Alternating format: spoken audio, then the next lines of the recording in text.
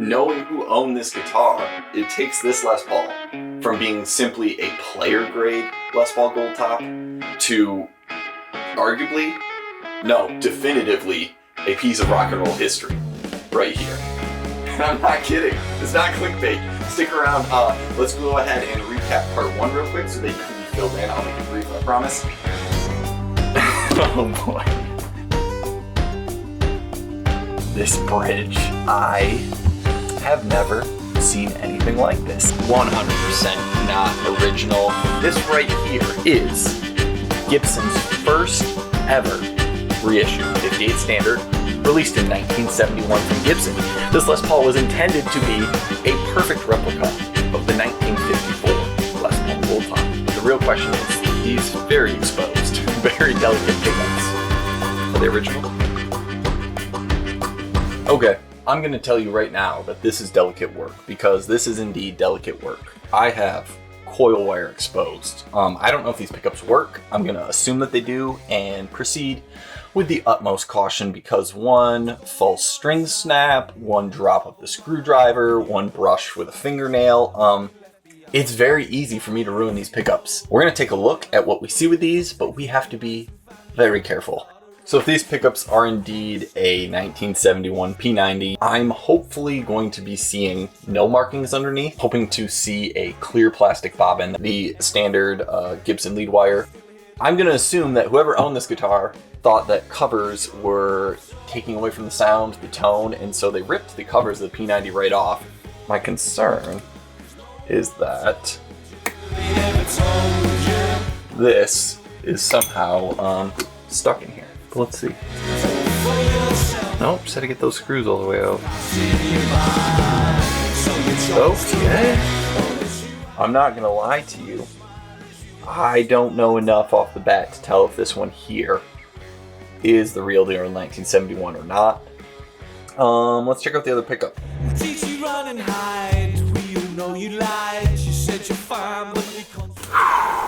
Yeah, we're gonna have to be careful here.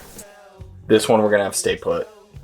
The exposed coils, I'm gonna be extra delicate. It looks like there's some things attached to it. We might just leave this one at that. Okay, so I realized that one of the pins was already removed and that the goof ring had some tape on it. Right there you can see where it was already broken. And so I opted to very carefully remove this pickup. It does not appear what I was looking for the original with that back plate, but maybe some type of modification, given that this thing had a Bigsby, has the crazy wraparound tailpiece, and all the other modifications that were done.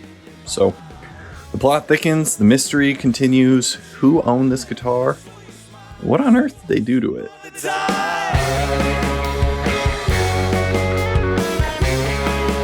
What we're going to do is talk about what I'm seeing based on what I looked up and learned. And if you have another opinion or want to contradict what I'm saying, please let me know in the comments, because I am not claiming to be an expert at this. I am claiming to be somebody that is learning about this. In the bridge position, I'm seeing a couple things that are good. This clear plastic bobbin is original for these types of pickups. I also see the really bright 42 AWG wire in there. We've got these magnets, which are completely rusted. However, this right here is a metal base plate.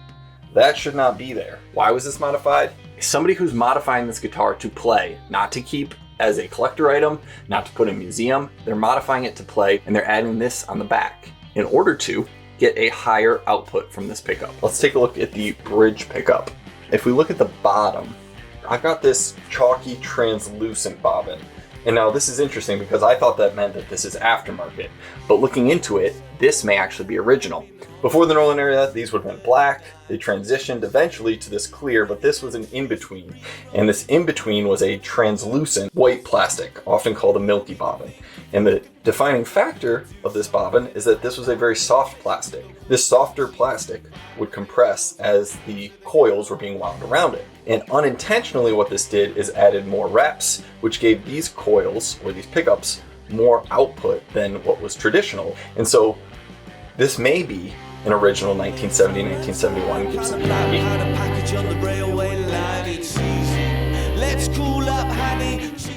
But I guess the first thing we need to do is to see if these work. So I'm gonna grab an amp and a cable. I'm gonna plug it in, and we're just gonna lightly try our switch, and we are going to tap these coils and hope for a satisfying thud noise. Okay, moment of truth here. Presumably, this is treble, which should be my bridge pickup. I gotta make sure all my volume pots are on 10, even though this is the only one that's hooked up to anything. Will we hear a noise? We were self-taught saboteurs.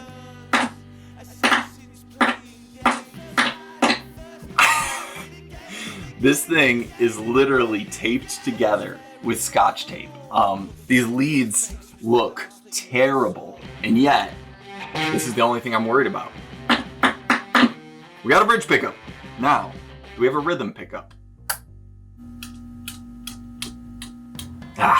So something's going on with this neck pickup. So we're gonna have to do some investigating on the wiring. It could be a number of things. But let's start with this.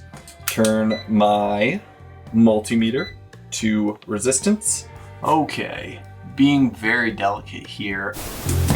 9.78, that's quite hot. But that means that somewhere in the switch or the cavity is where we're having an issue.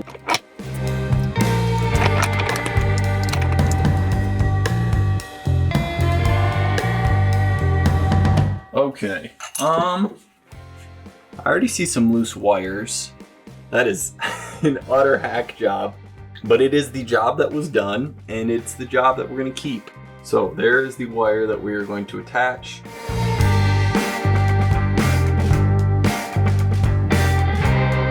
I was able to get in there and resolder that ground to where it had broken off, which means in theory, this neck pickup should work now.